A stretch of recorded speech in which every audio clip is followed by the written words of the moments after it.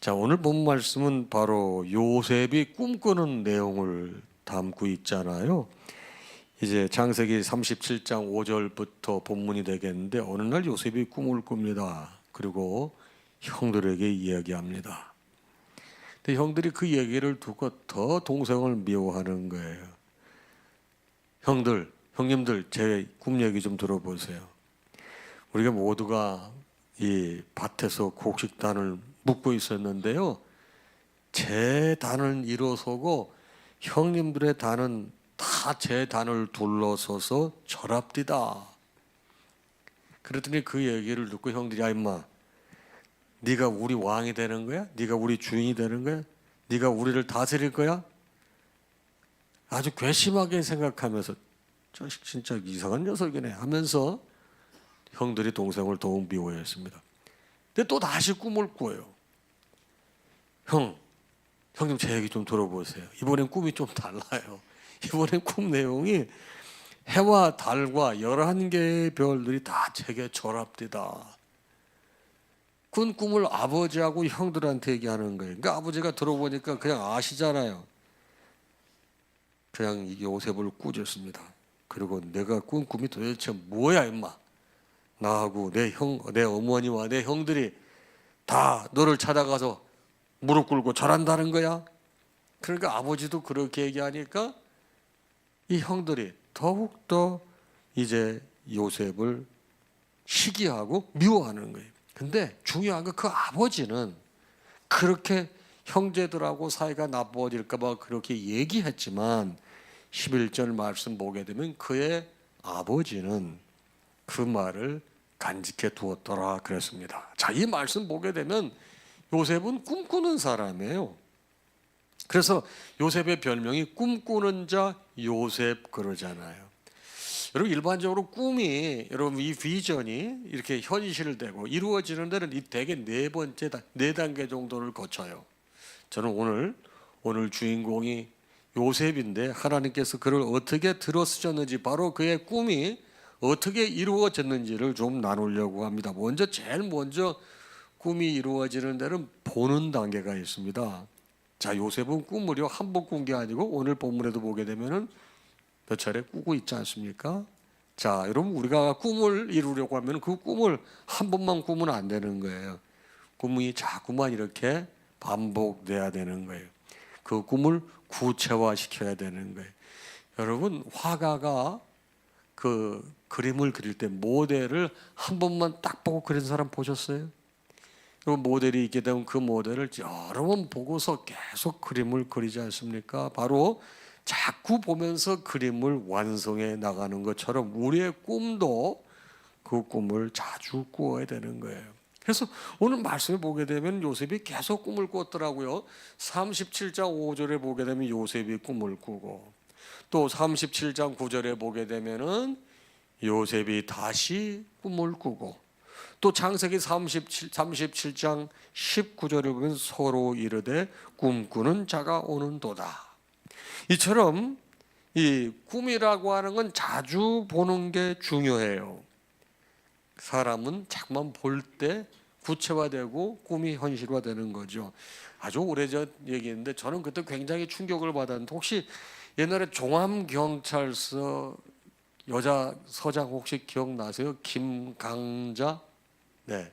뭐 지금은 이런 게 이제 뭐 기사거리도 되지 않지만, 이 미성년자 이 윤락을 뿌리 뽑겠다고 아주 그 종암경찰서 당시 김강자 서장의 의지가 대단해서 전국을 달군 적이 있었습니다.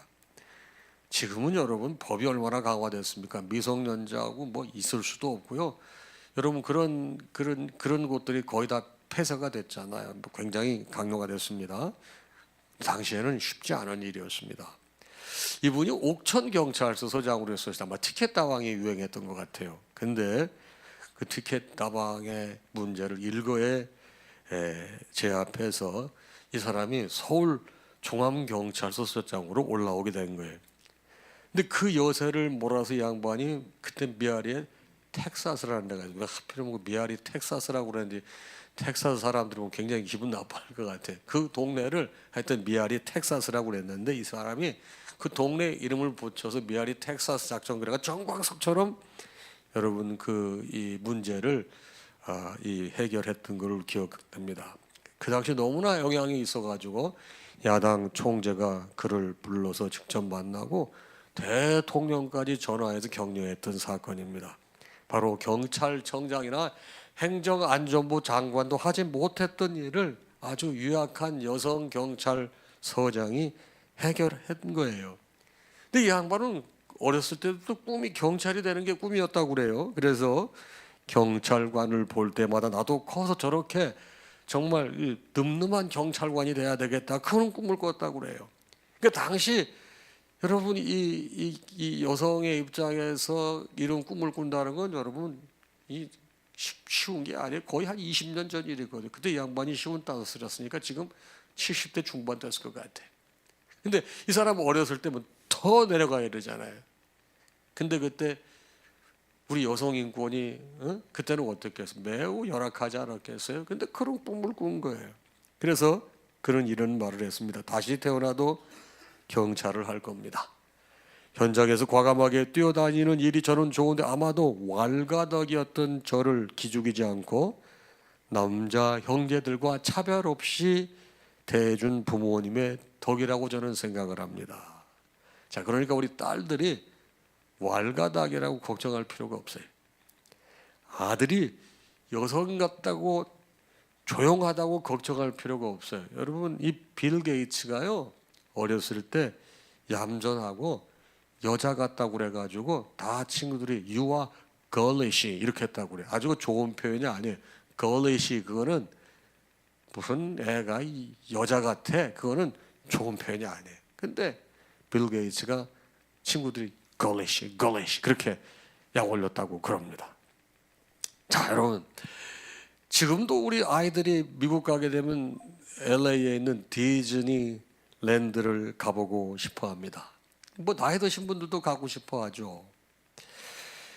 이 디즈니랜드는 바로 월트 디즈니라는 사람이 만들었죠. 근데 이 사람은 그 LA의 디즈니랜드를 만들어 놓고 난 다음에 그 플로리다주에 있는 올랜도에다가 디즈니 월드를 만들고 싶었어요. 디즈니 월드를 이제 설계하고 결국은 만들었죠. 그런데 안타깝게도 이 디즈니랜드는 자기가 직접 보았지만 디즈니 월드가 완전히 완공된 모습은 보지 못하고 월트 디즈니가 세상을 떠났습니다. 이 사람이 죽었잖아요. 바로 디즈니 월드를 개장하는 그날 중공식을 매우 성대하게 했는데요. 그 당시 이 디즈니 월드를 설계했던 마이크 벤스라는 사람이 이런 말을 했습니다. 디즈니가 이곳에 있었으면 정말 좋았을 텐데 이 세상을 먼저 떠나서 매우 유감스럽습니다. 그러나 이 아름답고 좋은 이 시설을 갖게 해준 그 바로 이 월트에게 감사를 표하겠다고 그렇게 얘기를 했습니다. 근데 그 다음에 이제 나와서 축사를 했던 마이크 벤스라는 사람이 와서 그런 말을 합니다. 아닙니다. 그는 이미 디즈니 월드를 보았습니다. 때문에 디즈니 월드가 이곳에 세워지게 됐습니다라는 대답을 했습니다. 너무 시적절한 말이라고 생각이 됩니다. 그렇습니다. 월트 디즈니는 죽었지만 자신의 꿈이 성취될 것을 이미 꿈으로 마음으로 보아서 디즈니 월드를 기획한 거예요. 그래서 오늘날 바로 플로리다 주에 바로 이 디즈니 월드가 있는 거예요. 바로 여러분 어떻게 보게 되면 이런 것들이 여러분과 제가 꿈꾸는 꿈이어야 될 것 같습니다. 뭐죠? 믿음이라고 하는 거는요, 바라는 것들의 실상이거든요. 그래서 우리가 자주 자녀들에게 비전을 갖게 하고 자주 꿈을 꾸게 하고 희망을 갖게 하고 여러분 그림을 그리게 하는 건 매우 중요합니다. 꿈을 이루는 첫 번째 단계가 뭡니까? 보는 단계입니다. 자, 두 번째는 어떤 단계고 하면 여러분 말하는 단계예요. 내가 꿈을 가지고 있으면 나 혼자만 가지고 있으면 안 돼요. 남에게 이야기해야 됩니다. 자, 오늘 본문 37장 5절 6절입니다. 요셉이 꿈을 꾸고 자기 형들에게 말하고 요셉이 그들에게 이르되 청하건대 내가 꾼 꿈을 들으시오. 여러분, 요셉은 자기가 꾼 꿈을 혼자만 간직하지 않고 그것을 말로 표현했습니다. 형들이 싫어할지라도 그것이 무엇을 의미하는지 잘 몰라도 말했습니다. 이렇게 우리가 꿈을 다른 사람에게 말할 때 여러분 그 꿈이 구체화되고 여러분 성취되는 한 단계 앞으로 가는 거예요. 말을 자꾸 말하게 되면 여러분 그게 구체화되는 겁니다. 여러분, 말하는 것도 신앙인데요, 여기서 4단계가 있습니다. 자, 여러분, 우리가 가지고 있는 내적 신념, 내가 가지고 있는 비전, 꿈을 어떻게 외적으로 고백할 수 있을까요? 여러분, 이게 농사 짓는 거하고 똑같습니다. 첫째는요, 자신감입니다. 자신감. 우리가 믿는 말을 말할 수 있어야 돼요. 그 자신감이 없으면 그렇게 못하는 겁니다. 수많은 꿈이 사람들 앞에 여러분 공표하려는 자신감이 부족해서 사라지는 거예요. 일단 내가 뱉어놓고 나면 자기가 뱉은 말에 대해서 책임감이 따라요. 이건 뭐죠? 이 자신감이라고 하는 것은 여러분 씨를 심기 위해서 땅을 파는 거예요. 그게 바로 자신감의 표현입니다. 말하는 거예요. 두 번째는 뭐냐면 헌신입니다. 여러분, 말하는 것이 말만 한다고 되는 게 아니에요. 헌신이, 행동이 따라야 되는데 다른 사람들은 우리의 내적인 소망을 볼 수가 없잖아요. 바로 그들은 우리의 눈에 보이는 헌신을 볼 때 따를 수 있는 거예요. 바로 이건 뭐죠? 파놓은 땅에 씨를 품는, 씨를 갖다가 심는 일이 되겠습니다. 세 번째는 전달하는 거예요. 훌륭한 의사소통을 말하는 겁니다. 위대한 많은 꿈이 그 꿈의 소유자들의 의사소통 기술의 부족으로 사라져버리는 거예요. 공유를 하지 못하는 거예요. 바로 이 씨는요, 땅 보고 심었다 하더라도 물을 주지 않으면 죽는 거예요. 그래서 이 전달 능력은 씨에 물을 주는 겁니다. 마지막이 뭐죠? 확신입니다. 내가 꾼 꿈에 여러분 내가 가지는 비전이 확실해. 확신이 있어야 다른 사람이 따라오는 거예요. 니들 이거 따라오려면 따라오고 말래 말고, 그게 아니야. 나를 따라오라고 확실하게 얘기를 해야 됩니다. 확신은 가꾸는 거예요. 물을 준 다음에 계속 가꾸어 잡초도 제거하고 잘 자랄 수 있도록 여건을 만들어 줘야 여러분 비도 오고 햇볕도 와서 이게 맞아지는 겁니다. 가꾸어야 열매를 맺습니다. 확신이 없으면 절대로 꿈이 이루어지는 법이 없어요. 여러분, 미국 보스턴에 가게 되면 사람들이 다 가보고 싶어하는 학교가 어디예요? 그 뭐 잘 아시다시피 보스턴 대학교에 다 가보잖아요. 이건 1636년 영국에서 미국 이민을 세운 하버드라는 사람이 세운 학교입니다. 이 대학은 한 사람의 확신으로 세워준 거예요. 원래 하버드는 신학대학으로 출발을 했습니다. 그래서 그 대학교 교문에는 존 하버드가 늘 주장했던 신념을 이렇게 써놨어요. 뭡니까? 학문을 발전시켜 이것을 자자손손에게 영원히 전해주며 장차, 이 중요한 말이 이건 장차 교회가 학문을 배우지 못한 목회자에게 맡겨지는 일이 없도록 해야 한다. 그러니까 목회자들을 잘 준비시켜서 하나님의 교회가 건강하게 세워져야 된다. 그래서 이 학교를 세웠다는 거예요. 여러분, 그래서 지금도 하버드 대학교는 여러분 신학대학원이 있어요. 네. 여러분, 당시 가지고 있을 돈은 700파운드. 지금 우리 돈으로 한 사람에게 127만 원 정도가 전 재산이었는데, 물론 그 전에는 이게 엄청난 가치의 돈일지도 모르겠습니다. 그 자기가 가지던 책이 200권이었어요. 200권. 그런데 이 사람은 학교를 세우고 자기 책을 다 기부하고 1년 만에 죽었습니다. 그런데 우리 장로님들도 그때 가보셨지만 학교에 가게 되면 존 하버드 이렇게 동상이 있잖아요. 이렇게 의자에 앉아있는 그 구두가 뺀질뺀질하잖아고 앞에. 왜요? 저거 만지면 자손들이 다 하버드 대학교 들어간다고 그래가지고 오는 사람은 다 거기를 만져. 그 앞에 잔디밭을 우리 갖고 하도 밟아가지고 그 잔디가 편변치 못해. 여러분, 그의 동상이 세워져 있고 그의 꿈과 뜻이 지금도 계속 이루어지고 있습니다. 이 학교는 전 세계를 지도하는 지도자들을 양성해내고 또 대통령, 노벨 수상자들을 무수히 배출해냈습니다. 이게 뭐예요? 한 사람의 꿈과 확신이 수많은 사람에게 영향을 주고 있다는 거예요. 여러분, 꿈이 구체화되는 첫 번째 단계가 뭐라고요? 보는 단계. 두 번째가 뭐라고요? 말하는 단계. 세 번째는 뭡니까? 행하는 1단계입니다. 요셉은 꿈만 꾸는 사람이 아니었습니다. 창세기 39장 22절 23절입니다. 간수장이 옥중 죄수를 다 요셉의 손에 맡기므로 그 재반 사물을 요셉이 처리하고 간수장은 그의 손에 맡긴 것을 무엇이든지 살펴보지 아니하였으니 그랬습니다. 요셉은 형들에게 억울하게 노예로 팔려간 여러분 진짜 답답한 상황이었습니다. 하지만 차별화가 뭐냐? 한탄하지 않고 거기에 갇혀있지 않고 원망하지 않고 오히려 자기에게 주어진 환경에 적응합니다. 맡은 일에 성실하게 감당합니다. 여러분, 요셉은 미디안 상인들에게 노예로 팔려갔어요. 이 사람은 이익금을 남기고 그 노예를 바로 보디발의 집에 팔았습니다. 종입니다. 물건입니다. 소유물입니다.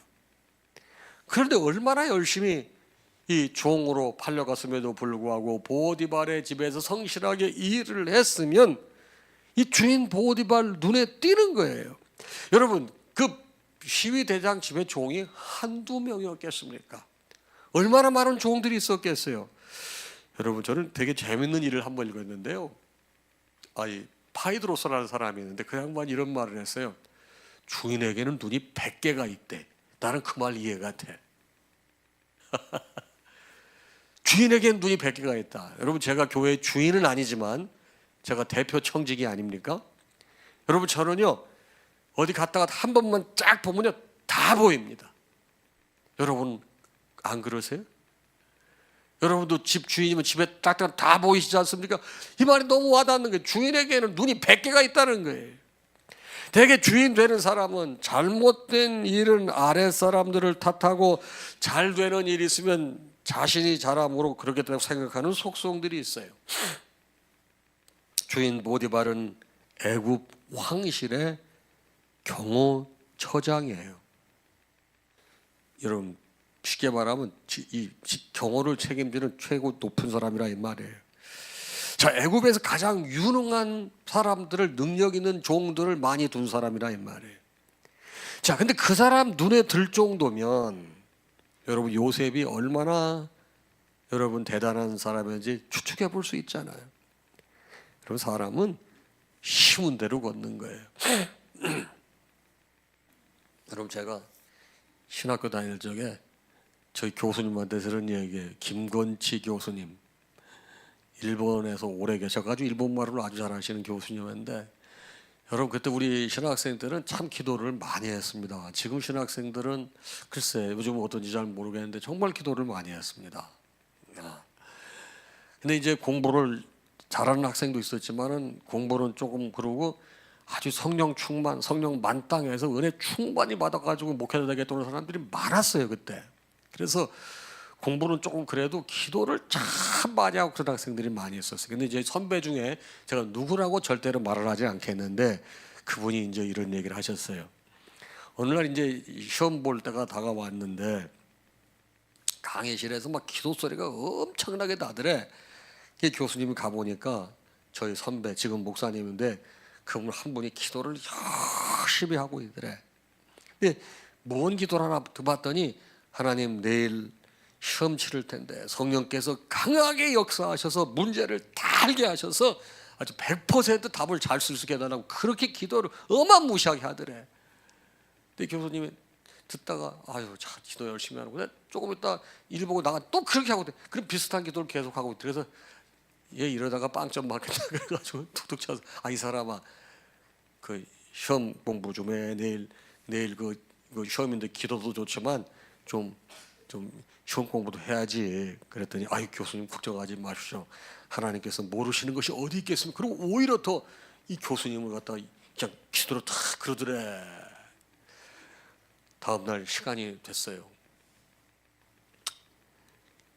시험지를 받아들고 그 신학생이 딱 보니까 알 수가 없는 거야. 공부를 안 했는데 어떻게 알아? 우리 공부할 때도 우리 동기들도 그렇게 쓴 사람들이 있었어요. 여하튼간에 진짜 재밌어요. 아무리 뭐 머리를 짜내도 공부를 안 했으니 답안지를 쓸 수가 없잖아요. 근데 이 사람이 뭐라고 탁 쓰고서 탁 7보차 나갔대요. 시험이 다 끝나고 난 다음에 학생들의 시험지를 다 걷어가지고 이제 교수님이 딱 보는 답이 기가 막히더래. 거기 딱 썼는데 큰 글씨로 하나님은 다 아십니다. 느낌표 딱 3개 딱 해가지고 딱 냈더래. 야, 교수님이 이 친구를 갖다 어떻게 채점을 해야 될지 고민이 적지 않아. 근데 하나님께서 지혜를 주시더래. 그래서 채점을 이렇게 돌려줬다는 거예요. 하나님은 다 아시니 100점, 너는 아무것도 모르니 0점 이렇게 해서 말했다는 거예요. 여러분, 우리 하나님은 등치 못함이 없음을 분명히 믿습니다. 그러나 하나님의 전능하심을 빙자하여 우리의 의무와 책임을 회피하거나 책임을 전가해서는 안 되는 거예요. 심은 대로 거두는 것은 하늘의 원리예요. 수많은 사과 상자를 꿈꾸었다면 지금 땅을 일구고 사과 씨를 심고 사과 나무를 가꾸는 수고가 수반돼야 되는 겁니다. 여러분, 그림 그릴 때도 마찬가지. 스케치만 잘 그린다고 되는 게 아니잖아요. 스케치는 시작에 불과한 거예요. 윤곽 잡는 데 불과한 거예요. 스케치가 그려졌으면 그 다음 작업이 더 중요하잖아요. 더욱 상세히 그리고 더 섬세한 작업이 뒤따라야 되는 거예요. 꿈꾸는 것보다 훨씬 더 많은 노력과 시간이 들어갑니다. 건물 짓는데 설계도 그렇다고 다 되는 게 아니잖아요. 설계도에 따라 건물을 짓는 과정이 훨씬 더 어렵고 돈도 더 많이 들어가고 시간도 더 많이 들어가는 거예요. 오늘 왕이 국민으로부터 가장 존경받는 학자를 궁궐로 불렀습니다. 그리고 그 학자에게 그대는 어떻게 하는 것이 이 왕으로서 이 보람 있게 사는 것인지 조언을 해 주시오 하고 왕이 그 학자에게 도움을 요청했습니다. 그랬더니 그 학자가 전하, 나쁜 짓 하지 말고 착한 일만 하는 것입니다. 이렇게 얘기를 하는 거예요.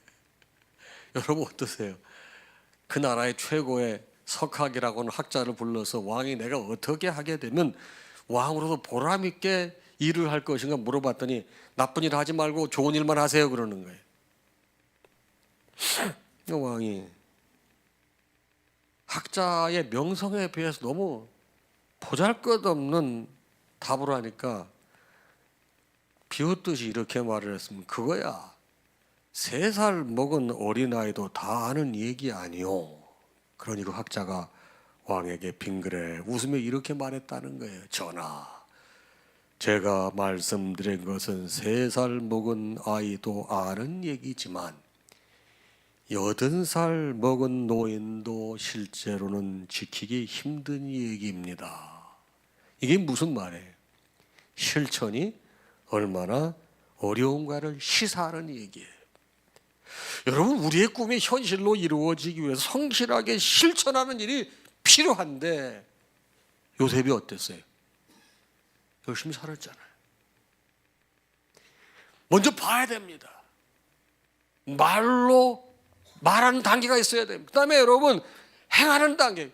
4번째가 뭔지 아십니까? 행하는 2단계가 있어요. 무조건 열심히만 산다고 되는 게 아니에요. 2번째는 뭡니까? 요셉은 오뚜기같이 일어서는 사람이었어요.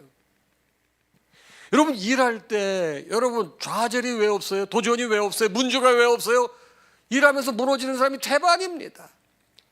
믿기 어려운 사실이지만 성공적인 사람들도 실패한 사람들 못지않게 자주 실패를 경험합니다. 실제로 평균으로 보면 성공적인 사람은 그들이 시도한 것 중에 5개 중 2개를 실패합니다. 성공하지 못한 사람은 5개 중 3개를 실패하는 거예요. 두 사람 모두 유사점이 존재합니다. 첫째 뭐죠? 모두 실패한다는 거예요. 실패를 경험하지 않는 사람이란 단 한 사람도 존재하지 않습니다. 두 번째 유사점은 뭐죠? 모두 실패를 자주 경험한다는 거예요. 실패란 우리에게 매일 연속되는 삶의 일부입니다. 세 번째는 뭐죠? 죽을 때까지 실패를 계속한다는 공통점이 있습니다. 죽음만이 실패가 끝나는 거예요. 요셉은 많은 고난이 있었습니다. 요셉은 바로 그 꿈으로 인해서 고난을 적지 않게 받았어요. 창세기 37장 5절이에요. 자기 형들에게 말하며 그들이 더욱 그를 미워하였더라. 37장 8절입니다. 그의 꿈과 그의 말로 말미암아 그를 더욱 미워하더니. 이건 가족들만 이만큼 미워했어요. 그 이외에 여러분 종으로 살 적에 여러분 얼마나 또 어려움을 당했습니까? 여러분 감옥에 있을 때 또 얼마나 어려움을 당했습니까? 여러분 그 사람 계속 여러분 그 쓰러지고 좌절하고 여러분 포기할 만한 일이 계속 이어졌다 이 말이에요. 형들에게 미움이 된 이유가 뭐죠? 아버지 야곱의 사랑을 가장 많이 받는 아들이었기 때문에 그랬습니다. 그래서 요셉은 형들에 의해 죽음의 위기까지 처하게 되었습니다. 그러다가 애굽의 종으로 팔립니다. 보디발 집에 총무로 올라갑니다. 잠시 잘 풀리는가 싶더니 또다시 부인의 음모로 감옥에 들어갑니다. 감옥에서 다시 총무를 거쳐서 왕의 술떡 맡은 관원장을 만남 그들의 꿈을 해석해 주었습니다. 그러나 그들이 다시 요셉을 잊어버립니다. 그럼에도 넘어지지 않고 쓰러지지 않고 포기하지 않고 그 자리에서 일어섭니다. 다시 시작했습니다. 술 맡은 관원장으로 인해 왕을 만납니다. 꿈을 해석해 주어 결국 애굽의 총리로 오르게 됩니다. 여러분 제가 많은 사람들 들은 얘기예요. 힘든 거는 찾겠는데 불공평한 건 못 찾겠다고 그러더라고요. 그러고 보면 세상은 불공평한 게 많아요. 여러분 서양 사람들이 아주 불평을 잘하는 게 공정하지 않아요. It's unfair 이런 발언을 합니다. 이 fair는 공정하다는 뜻인데 어는 불공정하다는 뜻이에요. It's unfair 이 말을 많이 해요. 근데 여러분 한번 보십시다. 요셉도 이런 불공평을 수없이 많이 받아왔습니다.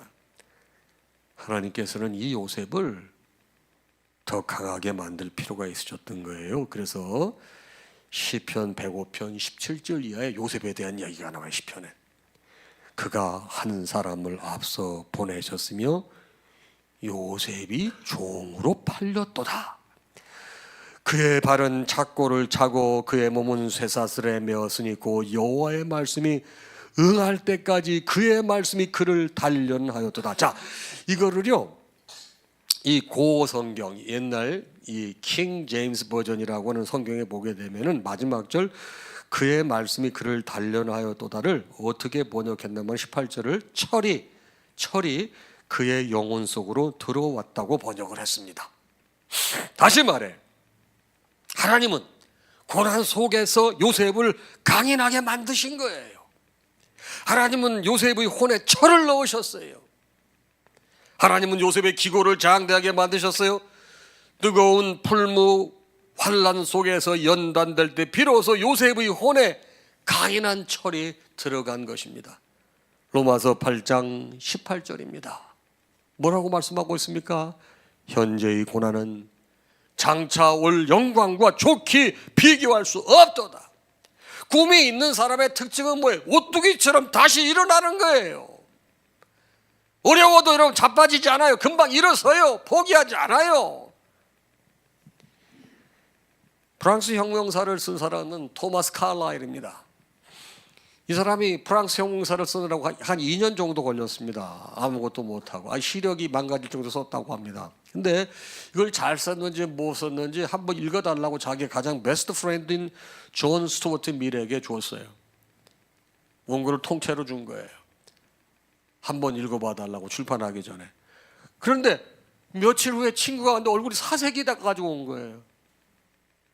여보게 탐 이거 어쩌면 좋겠나? 왜 무슨 일이야?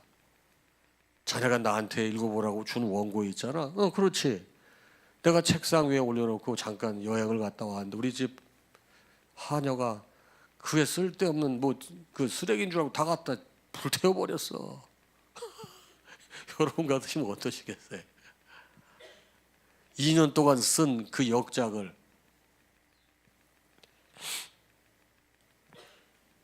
도저히 쓸 용기가 나지가 않대요. 여러분 눈이 망가져가지고.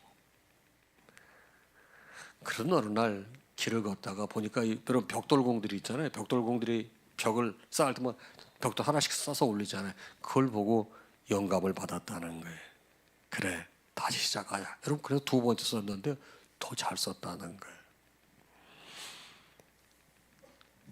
저는 사실 스포츠에 별로 관심이 없어가지고 마이클 조던이 그냥 이름만 알았지 누군지 잘 몰랐어요.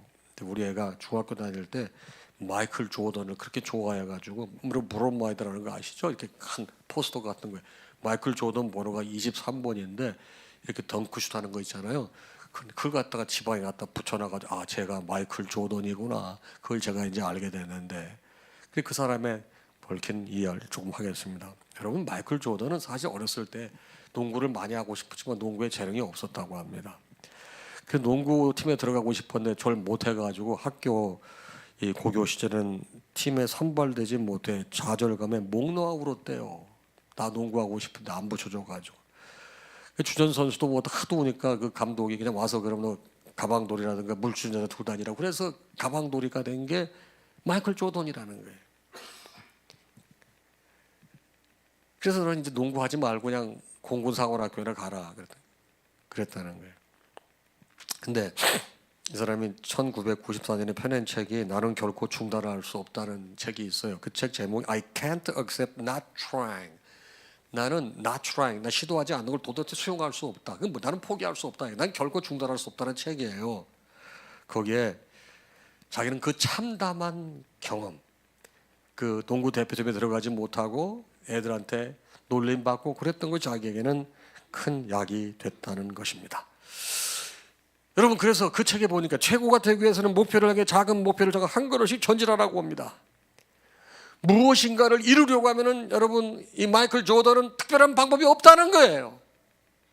열심히 농구하라는 거예요. 두 번째, 최고가 되려면 대가를 지불해야 된다는 거예요. 최고가 되기 위해서는 모멸감도 느낄 수 있다는 거예요. 좌절도 경험할 수 있다는 거예요. 그 꿈이 현실이 안 되면 어떡하나 두려움도 있을 수 있다는 거예요. 경기에서 경이적인 성적을 이루려면 얻으려면 그만큼 연습에 피땀 흘리라는 거예요. 그런데 이런 사람들이 갖는 공통적인 생각이 있어요. 에이 하다가 좌절해 뭐 나나 뭐 된다고 뭐 별 수 있겠어? 여러분 근데 거기에 참 도움이 되는 시가 하나 있어요. 바로 조동화의 시인데 나 하나 꽃피워입니다.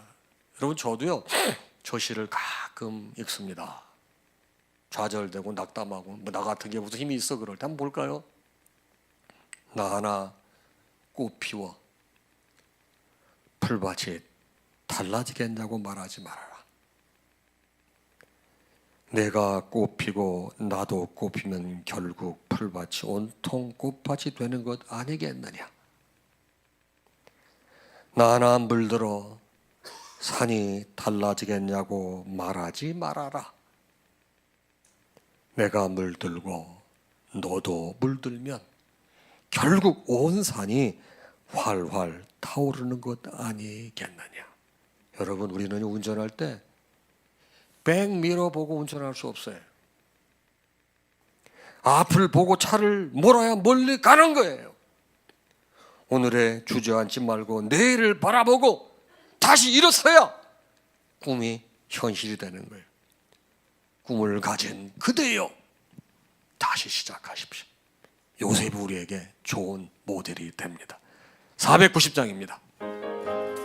우리 주님 예수 그리스도의 크신 은혜와 하나님 아버지의 무한하신 사랑하심과 성령님의 감동, 감화, 교통, 역사, 충만하심이 오늘 주신 말씀을 받고 결단하고 믿음으로 세상에 발을 내딛는 사랑하는 당신의 모든 자녀와 그 가정 위에 이제로부터 영원토록 함께 있을지어다. 아멘.